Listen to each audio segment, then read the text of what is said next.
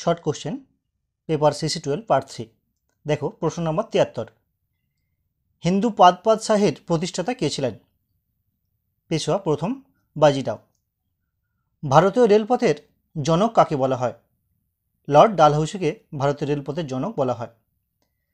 দস্তক কথার অর্থ কী? দস্তক কথার অর্থ হলো ছাড়পত্র। কর্নওয়ালিস কোড কবে প্রকাশিত হয়?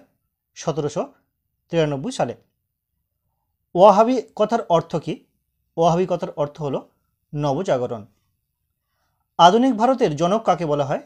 রাজা রামমোহন রায়কে আধুনিক ভারতের প্রতিকৃত বা জনক বলা হয়। কে কবে ব্রাহ্ম সমাজ প্রতিষ্ঠা করেন?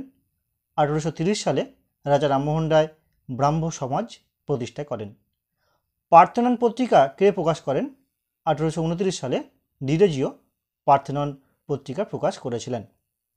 ডিসরেলি কে ছিলেন? মহাবিদ্রোহের সময় বা সময়কালে ইংল্যান্ডের টরি পার্টির নেতা ছিলেন ডিসরেলি। কে কখন বাংলায় দস্তক প্রথার অবসান ঘটান? 1773 সালে বাংলার গভর্নর ওয়ারেন হেস্টিংস দস্তক প্রথার অবসান ঘটিয়েছিলেন। বিদারার যুদ্ধেও কবে কাদের মধ্যে হয়েছিল? 1759 সালে ইংরেজ ও ওলন্দাজ বাহিনীর মধ্যে হয়েছিল। মঙ্গল পাণ্ডে কোন সেনা ছাউনির সৈনিক ছিলেন? ব্যারাকপুর সেনা ছাউনির সৈনিক ছিলেন। তাঁতিয়া তোপির আসল নাম কি? রামচন্দ্র পাণ্ডুরঙ্গ তোপি। শ্রীরামপুর ত্রয়ী কাদের বলা হয়? জন মার্সম্যান, উইলিয়াম ওয়ার্ড এবং উইলিয়াম কেরিকে একত্রে শ্রীরামপুর ত্রয়ী বলা হতো। একাডেমিক অ্যাসোসিয়েশন সভা কে প্রতিষ্ঠা করেন? 1828 সালে ডিরেজিও তার ছাত্রদের নিয়ে প্রতিষ্ঠা করেছিলেন এই একাডেমিক অ্যাসোসিয়েশন সভা। কোন বড়লাট পেশোয়াতন্ত্রের অবসান ঘটান? বড়লাট লর্ড হেস্টিংস। দেখো এখানে শুরু হয়েছে 73 নম্বর প্রশ্ন দিয়ে, কারণ এটি পার্ট 3। তো পার্ট 1-এ দেখো এই 1 থেকে শুরু করে 35টি কোশ্চেন পার্ট 1-এ একটি ভিডিওতে আলোচনা করে দিয়েছি এই পেপারের, এবং পার্ট 2-তে দেখো, পার্ট 2-তে 36 থেকে দেখো এই যে 72 এই পর্যন্ত কোশ্চেন আলোচনা করে দিয়েছি, তাই এটি 73 থেকে শুরু। তো 88 নম্বর প্রশ্ন দেখা হয়ে গেছে, এবার দেখে নেব 89 নম্বর প্রশ্ন বা 89 নম্বর প্রশ্ন। তো তোমাদেরকে বলি, তোমাদের এই CC12 পেপারের মোট আমি 100টি গুরুত্বপূর্ণ এসএকিউ টাইপ প্রশ্ন রেখেছি। আশা করছি এই প্রশ্নগুলি করলে তোমরা তোমাদের ফাইনাল পরীক্ষায় যে 15টি ছোটো প্রশ্ন পড়বে, সেই 15টি ছোটো প্রশ্নের 15টিই কমন পেয়ে যাবে, বা 15তে 15ই তোমরা ধরে নিতে পারো তোমাদের হাতের মুঠোয়। একইভাবে তোমাদের আরও যে একটি পেপার রয়েছে CC11, তারও কিন্তু পুরো সিলেবাস ভিত্তিক 3টি পার্টে আমি শর্ট কোশ্চেন আপলোড করে দিয়েছি, তোমরা দেখে নিতে পারো। তার লিঙ্ক দেওয়া রয়েছে ডিসক্রিপশন বক্সে। চলো দেখে নিই পরবর্তী প্রশ্নের উত্তর। বঙ্কিমচন্দ্রের কোন গ্রন্থে 76-এর মন্বন্তরের কাহিনী বর্ণনা রয়েছে? আনন্দমঠ গ্রন্থে।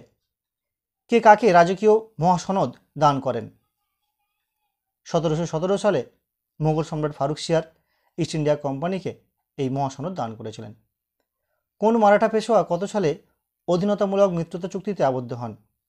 1802 সালে পেশোয়া দ্বিতীয় বাজিরাও বেসিনের চুক্তি দ্বারা অধীনতামূলক মিত্রতা নীতিতে আবদ্ধ হন।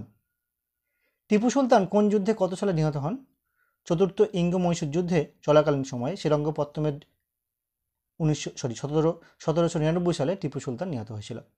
কত সালে কোন সন্ধির দ্বারা প্রথম ইঙ্গ-ব্রহ্ম যুদ্ধের অবসান ঘটে? 1826 সালে ইয়ান দাবুর সন্ধির দ্বারা। রঞ্জিত সিংহ কোন মিশলের অধিপতি ছিলেন? তাকে কে রাজা উপাধি দিয়েছিলেন?